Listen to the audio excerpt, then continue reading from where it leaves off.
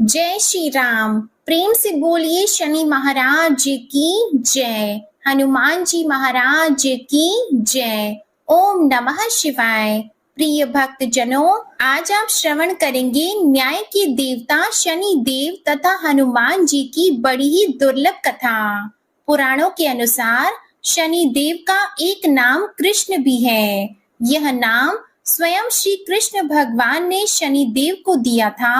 आज के दिन जो भी मनुष्य इस व्रत को करता है या कथा का श्रवण करता है, तो उन भक्तों पर शनि देव के साथ साथ हनुमान जी की कृपा भी प्राप्त होती है, क्योंकि शनि दोष से परेशान मनुष्य इस दिन हनुमान जी की कथा को सुनने तथा भजन कीर्तन करने से उनकी सभी प्रकार के ग्रह और साढ़े साती ढैया समाप्त हो जाती है और साथ ही शनिदेव की कृपा से भक्तों को रोगों से मुक्ति मिलती है। तो प्रिय भक्त जनों, आइए श्रवण करते हैं दुख दारिद्र्य को दूर करने वाली शनि देव की बड़ी ही दुर्लभ कथा।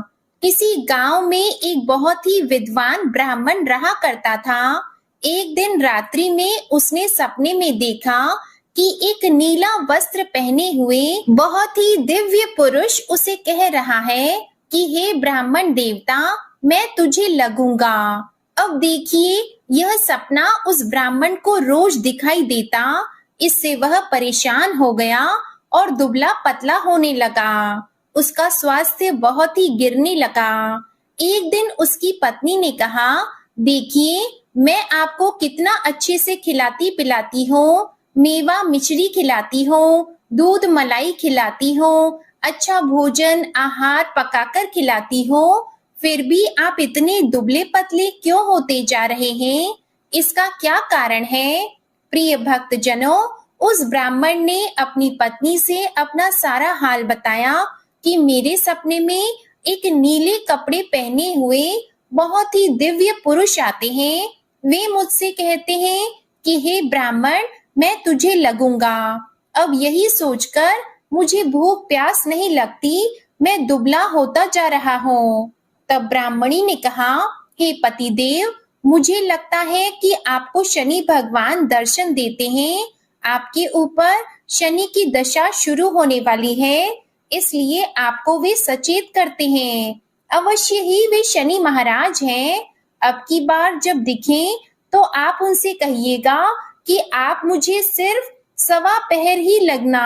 प्रिय भक्त जनों, उसी दिन जब रात्रि होती है तो ब्राह्मण फिर से सोता है और उसके सपने में शनि भगवान दर्शन देते हैं और कहते हैं, हे ब्राह्मण, आज मैं तुम्हें लगूंगा। तब ब्राह्मण ने कहा, हे भगवान, यदि आप लगना ही चाहते हैं तो लग जाइए, लेकिन यह बताइए भगवान, आप कितने दिनों के लिए लगोगे? तब शनि देव ने कहा, हे ब्राह्मण, तुम्हारे ऊपर साढ़े साती शुरू होने वाली है, मैं तुम पर 7.5 साल के लिए लगूंगा।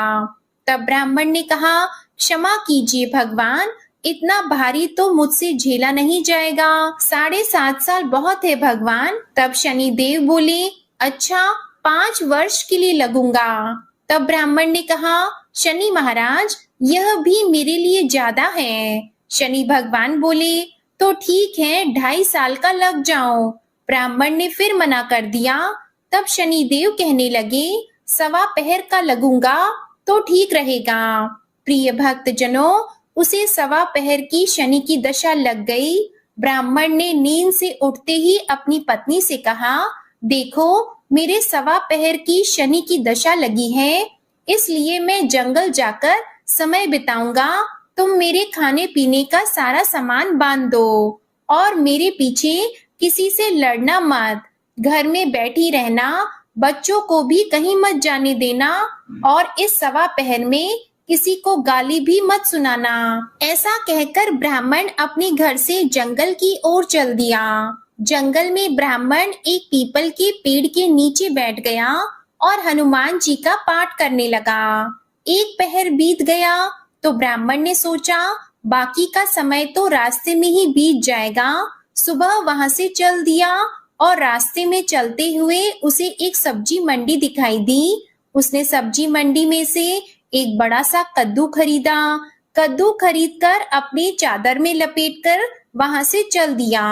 तभी रास्ते में शनि महाराज एक साधु का वेश बदलकर उसके पास आते हैं और कहते हैं, तुम्हारे चादर में क्या है? ब्राह्मण ने कहा, हे साधु महाराज, मेरी इस चादर में तो कद्दू है। साधु ने कहा, अच्छा कद्दू है तो दिखाओ।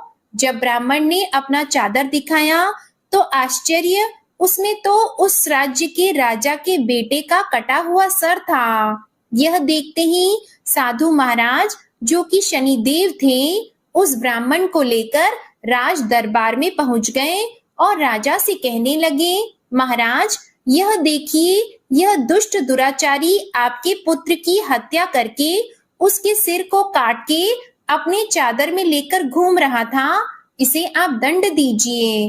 प्रिय भक्त जनों, राजा ने जब सुना कि उस ब्राह्मण ने उसके पुत्र को मार दिया है, राजकुमार की हत्या कर दी है, तब राजा बहुत ही क्रोधित हुआ।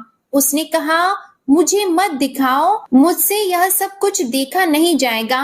हे सैनिकों, तुम इसे तुरंत ले जाओ और इसे सूली पर चढ़ा दो। जब नगर में यह समाचार कि राजा के पुत्र का सिर कट चुका है, एक ब्राह्मण ने उसकी हत्या कर दी है, तो नगर में हाहाकार मच गया और उस ब्राह्मण को सैनिक सूली पर चढ़ाने के लिए ले गए। जब फांसी पर चढ़ाने ही वाले थे, तब जैसा कि नियम होता है, मरने वाले से उसकी अंतिम इच्छा को पूछा जाता है, तो सैनिकों ने भी ब्राह्मण के अंतिम इच्छा को पूछा। सैनिकों ने कहा, हे ब्राह्मण, बताओ तुम्हारी अंतिम इच्छा क्या है? भक्तजनों, ब्राह्मण ने सोचा कि यदि किसी प्रकार कुछ समय तक के लिए फांसी रुक जाए तो शनि की दशा का 1.25 पहर पूरा हो जाएगा। यह सोचकर उसने कहा, भाई, मैं बचपन से नित्य बालाजी की कथा कहता और सुनता आया हूँ। आज मरने से पहले अंतिम बार कथा कह लेने दो। अब क्या था? फांसी देने वाले सैनिकों ने उसकी आखिरी इच्छा पूर्ण होने तक फांसी को रोक दिया। कहानी कहते कहते 1.25 पहर पूरा हो गया। शनि की दशा खत्म हो गई। अब इधर देखिए, राजा का जो पुत्र था राजकुमार, वह जंगल से शिकार खेलकर वापस राजमहल में आ गया। राजमहल में राजकुमार को देखते ही राजा बड़ा ही प्रसन्न हुआ, लेकिन मन ही मन उसे डर भी लगा। यदि उस निर्दोष ब्राह्मण को फांसी चढ़ा दिया गया होगा तो ब्राह्मण हत्या का दोष लग जाएगा। अब क्या था? राजा ने 2 घुड़सवार को जल्दी से फांसी घर की तरफ दौड़ाया और ब्राह्मण को आदर सहित दरबार में आने का हुक्म दिया। ब्राह्मण राज दरबार में उपस्थित हुआ तो राजा ने क्षमा याचना मांगते हुए कहा कि आपके बगल में जो चादर है उसे खोल कर दिखाओ। राजा की आज्ञा के अनुसार ब्राह्मण ने चादर खोली तो उसमें कद्दू था। राजा ने ब्राह्मण को बहुत सा धन दिया और पूछा, हे ब्राह्मण देवता, मुझे यह समझ में नहीं आया, इस सब के पीछे रहस्य क्या है? यह सब क्यों हुआ? आखिर यह सब था क्या? तब ब्राह्मण ने कहा, हे महाराज, मुझे 1.25 पहर की शनि की दशा लगी थी, इसलिए यह सब कुछ हुआ। राजा ने कहा, हे ब्राह्मण, शनि देव की दशा किस प्रकार टलती है? ब्राह्मण ने कहा, हे राजन, यदि राजा या सेठ को यह दशा लगती है तो काला हाथी या काला घोड़ा दान करना चाहिए। गरीब को शनि की दशा लगती है तो पीपल की पूजा करनी चाहिए और शनि की कहानी सुननी चाहिए। तिल, तेल और काला उड़द आदि का दान करें। काले कुत्ते को तेल चुपड़ी रोटी खिलाएं तो शनि की दशा उतर जाएगी। अब देखिए, राजा ने उस ब्राह्मण को कद्दू वापस किया। अब घर आकर ब्राह्मण ने कद्दू अपनी पत्नी को दिया। जब उसकी पत्नी ने सब्जी बनाने के लिए उस कद्दू को काटा तो उसके बीजों की जगह हीरे मोती निकलने लगे। तब ब्राह्मणी ने पूछा, हे पतिदेव, यह सब क्या है? इसमें से हीरे मोती कैसे निकल रहे हैं? इसे कहाँ से लाए हैं आप? तब ब्राह्मण ने कहा, हे प्रिय, जब शनि की दशा लगी थी तो यह कद्दू कुंवर का सिर बन गया था, और जब दशा उतरी है तो शनि महाराज ने कैसे निहाल कर दिया, हमें माला माल कर दिया। हे शनि देवता, जैसे ब्राह्मण को शनि की दशा लगी वैसे किसी को भी शनि की दशा ना लगे। जैसे ब्राह्मण को धन दौलत मिला वैसे सबको धन दौलत मिले। कथा कहानी कहते सुनते होकार भरते सबको मिले। बोलिए श्री शनि देव की जय। ओम नमः शिवाय। प्रिय भक्त जनों, आइए अब सुनते हैं भगवान शनि देव की दूसरी कथा। यह कथा सुनने से भक्तों को मनोवांछित फल की प्राप्ति होती है। नर्मदा नदी के किनारे एक गांव में बहुत ही बड़े साहूकार का परिवार निवास करता था। साहूकार की मृत्यु हो चुकी थी। घर में साहूकारनी और उसके 2 बेटे, एक बड़ी बहू थी। साहूकारनी का छोटा बेटा मानसिक रोग से ग्रस्त था। उसकी मानसिक स्थिति ठीक नहीं थी। साहूकारनी की बड़ी बहू तारा को विवाह के कई वर्ष बीत गए थे, पर अभी तक उसे संतान नहीं हुई थी। तारा को सदैव यही भय था कि कहीं उसके पति संतान पाने के लिए दूसरा विवाह ना कर ले। यदि उसके पति ने दूसरा विवाह कर लिया तो उसे सौतन का दुख सहना पड़ेगा। प्रिय भक्त जनों, इसी डर से तारा ने एक योजना बनाई और उसने अपने घर में काम करने वाली नौकरानी चंदा से अपने देवर चंदन का विवाह कराने के लिए अपनी सास साहूकारनी तथा अपने पति को मना लिया। चंदा स्वभाव से बड़ी ही दयालु तथा कृष्ण भक्त थी। वह बचपन से ही उसी साहूकार के घर काम करती थी। उसका अपना कोई नहीं था। अब चंदा का विवाह मानसिक रोगी चंदन से करा दिया गया। कुछ साल बाद चंदा ने एक सुंदर पुत्र को जन्म भी दिया, किंतु चंदा की जेठानी तारा ने चंदा का बच्चा छीन लिया और उसे घर से धक्के मारकर बाहर निकाल दिया, और तारा ने अपने पति को भी अपने पक्ष में कर लिया। बेचारा चंदन तो मानसिक रोगी था, वह कर भी क्या सकता था, और वह साहूकारनी चाह कर भी कुछ न कर सकी। प्रिय भक्त जनों, दरअसल यह तो तारा की चाल थी। उसने तो कभी चंदा को अपनी देवरानी माना ही नहीं। वह तो सिर्फ चंदा से उसका बच्चा लेना चाहती थी ताकि उसे पाल पोस कर अपना नाम दे सके। अब देखिए, चंदा के बार बार रोने गिड़गिड़ाने पर भी तारा नहीं मानी और उसे उस गांव से ही निकाल दिया। अब चंदा गांव गांव भटकने लगी। भटकते भटकते वह कृष्ण जी के एक पुराने मंदिर में पहुंच गई। वहीं पर उसने प्रभु से न्याय की गुहार लगाई। वह अपना सर भगवान की चौखट पर पटकने लगी और लगातार ओम कृष्णाय नमः मंत्र का जाप भी करती रही। प्रिय भक्त जनों, उस स्त्री की करुण पुकार न्याय के देवता शनिदेव ने सुनी तथा भगवान श्री कृष्ण के आदेश से तुरंत चंदा के पास उपस्थित हो गए और साधारण मनुष्य का रूप धारण करके उसे अपने आप को कष्ट ना पहुंचाने के लिए कहा और कहा, हे बहन, तुम भगवान श्री कृष्ण पर विश्वास रखो और ओम श्री कृष्णाय नमः मंत्र का जाप करती रहो। तुम्हारा अवश्य ही कल्याण होगा।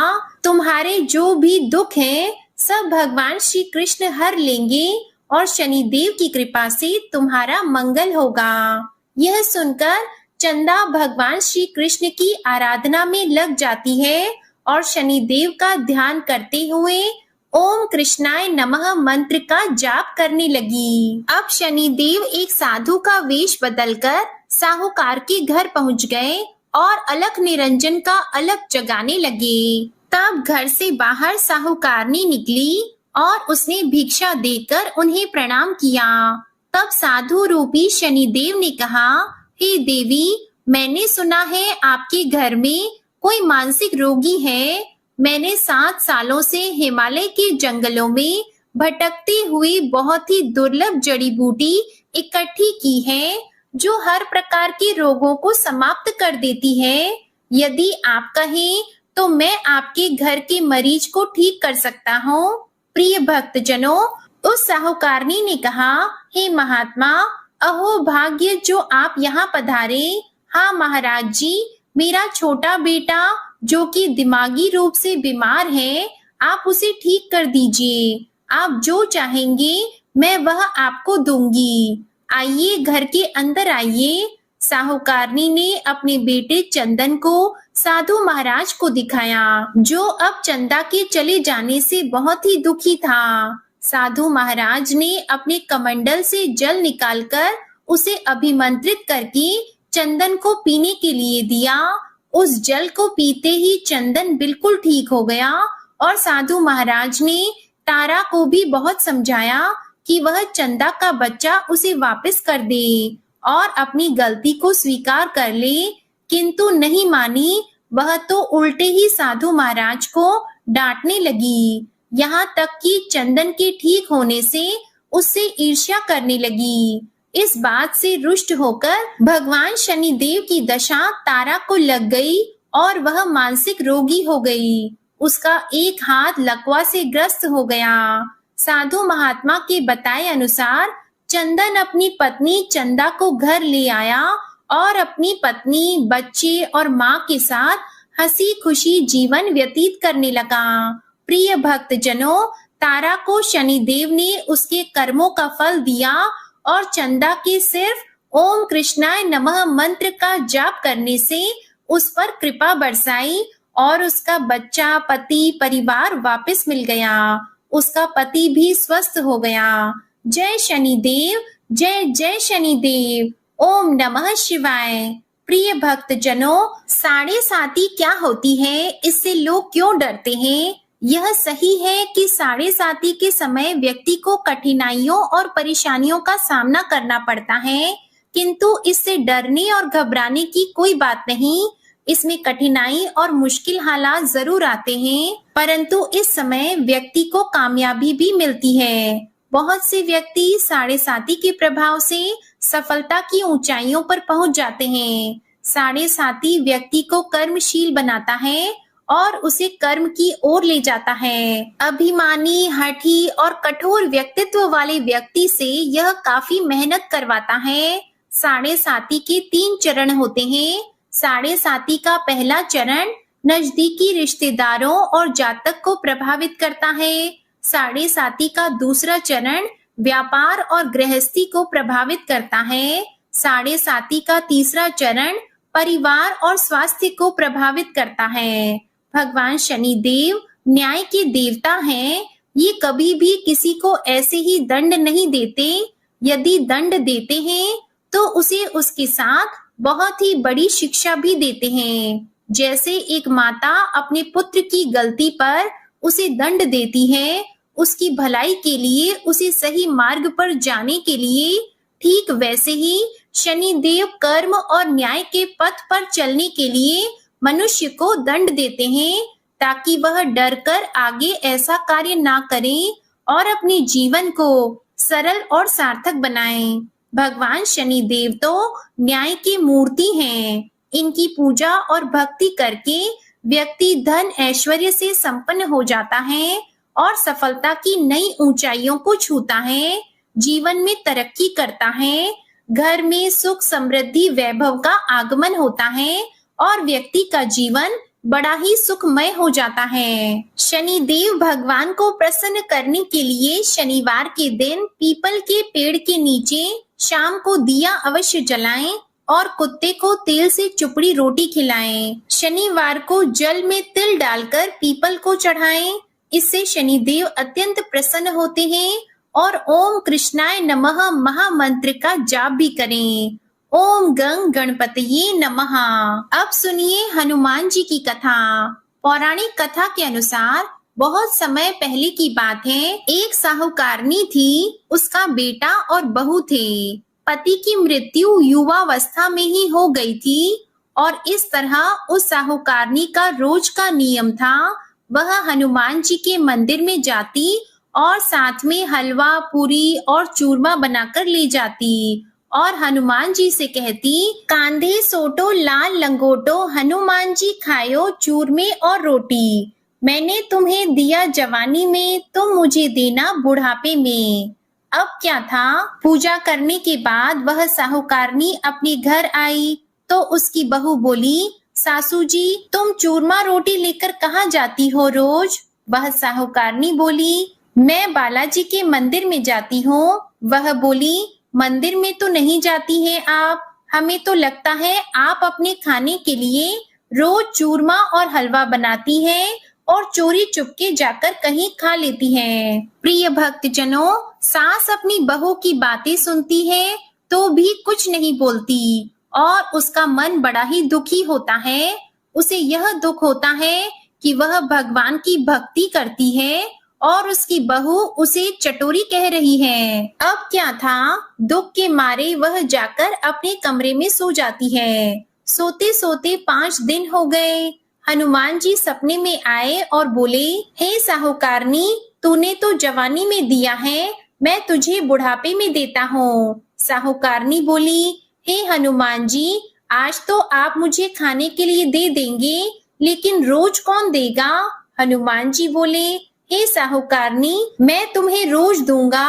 अब क्या था, हनुमान जी की महिमा देखिए, उन्होंने साहूकारनी के लिए चूरमा रोटी हलवा पूरी दिया। साहूकारनी चुपचाप चूरमा रोटी खा लेती है। इसी प्रकार 5-6 दिन बीतते हैं और धीरे धीरे बहू के घर में से अचानक अनाज इत्यादि खत्म होने लगते हैं। उसके पास कुछ नहीं रहता, सब चीज में घाटा पड़ गया। बहू ने सोचा, सास को 7 दिन हो गए हैं, मैंने तो उन्हें खाने को कुछ दिया भी नहीं, देखूं तो कैसी है। अब देखिए, बहू अपनी सास के कमरे में जाकर देखती है तो उसने क्या देखा कि उसकी सास तो अच्छी भली मोटी ताजी है।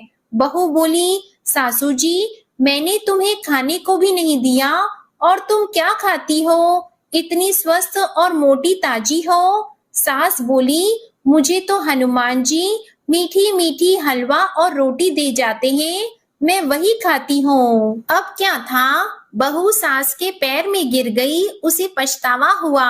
वह बोली, हे सासू माँ, हम तो तुम्हारे भाग्य का खाते हैं, हमारे घर में तो कुछ भी नहीं रहा। मैंने आपको खाना नहीं दिया, मैंने आपकी भक्ति को झूठा समझा, आपको चटोरी समझा, इसलिए भगवान ने मुझे दंड दिया। 7 दिन के अंदर ही हमारे घर से अनाज धन इत्यादि समाप्त हो गया। हे सासू माँ, अब आप ही सब कुछ संभालो, मुझे आपकी भक्ति पर विश्वास हो गया।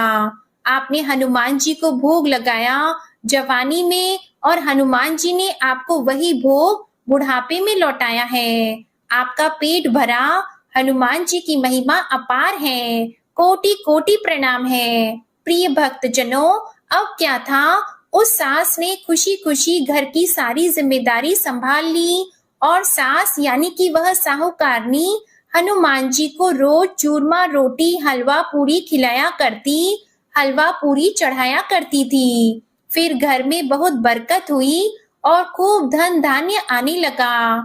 हे हनुमान जी महाराज, हे बालाजी महाराज, जैसे आपने उस साहूकारनी को दिया वैसा सबको देना, सबके घर में अन्न धन के भंडार भरे रखना, सबका भला और मंगल करना। इस कथा कहानी को कहने सुनने वाले तथा हुंकारा भरने वाले सभी को देना। बजरंग बली हनुमान जी की जय। ओम नमः शिवाय। प्रिय भक्तजनों, दूसरी कथा है मंगल देवता की कथा।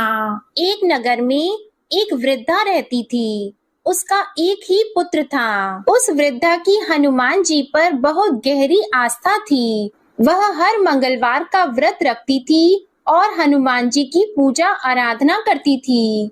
एक बार हनुमान जी ने अपनी भक्तिनी उस वृद्ध महिला की श्रद्धा का परीक्षण करने का विचार किया।